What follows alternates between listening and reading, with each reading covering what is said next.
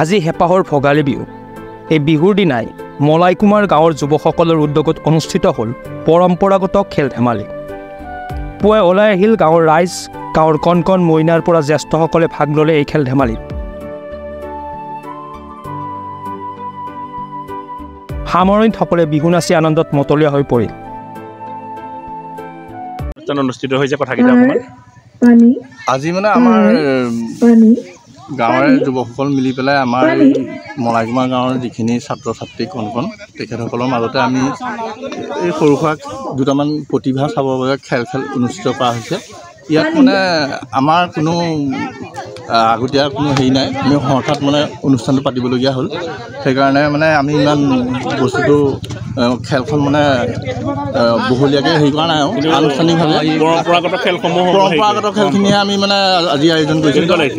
আজি ভাল লাগিছে আমাৰ মানে অনুষ্ঠানটো আজি আমি কৰি পেলাই যিটো মানে আমাৰ মনত যিটো হেৰি আহিছে আজি সেই বস্তুটো ভৱিষ্যতলৈও আমি কৰিম বুলি আশা ৰাখিছোঁ। আমাৰ আজি যিহেতু মলাইকুমাৰ গাঁৱৰ সমূহ ৰাইজৰ উদ্যোগতে আমি খেলখন অনুষ্ঠিত কৰিছোঁ আৰু একদম একেই নিচে কাষৰতে আমাৰ মলাইকুমাৰ প্ৰাথমিক বিদ্যালয়ৰ প্ৰাংগণতে আমি খেলসমূহ অনুষ্ঠিত কৰিছোঁ। ছাত্ৰ ছাত্ৰীসকলৰ মানে এটা সৰ্বাংগীন দিশৰ বিকাশ হোৱাৰ লগতে ছাত্ৰ ছাত্ৰীসকলৰ মনোৰঞ্জনৰ বাবে আমি খেলখন অনুষ্ঠিত কৰিছোঁ।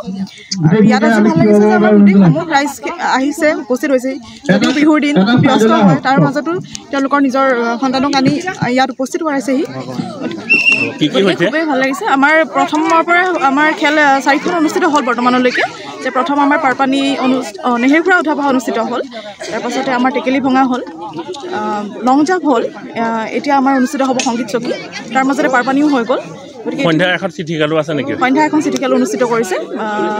গতিকে সমূহ ৰাইজৰ সহযোগিতা আমি কামনা কৰিলোঁ আৰু ইয়াৰ জৰিয়তে আমি সমূহ ৰাইজলৈ আমি ভোগালী বিহুৰ ওলগ যাচিলোঁ। দেৰগাঁৱৰ পৰা সত্যজিৎ হাজৰিকাৰ ৰিপৰ্ট, প্ৰাতঃ টাইম ডিজিটেল। শদিয়াৰ পৰা ধুবুৰীলৈ, বৰাকৰ পৰা ব্ৰহ্মপুত্ৰলৈ সকলোৰে মাজত চিনাকি এটা নাম প্ৰাতঃ টাইম।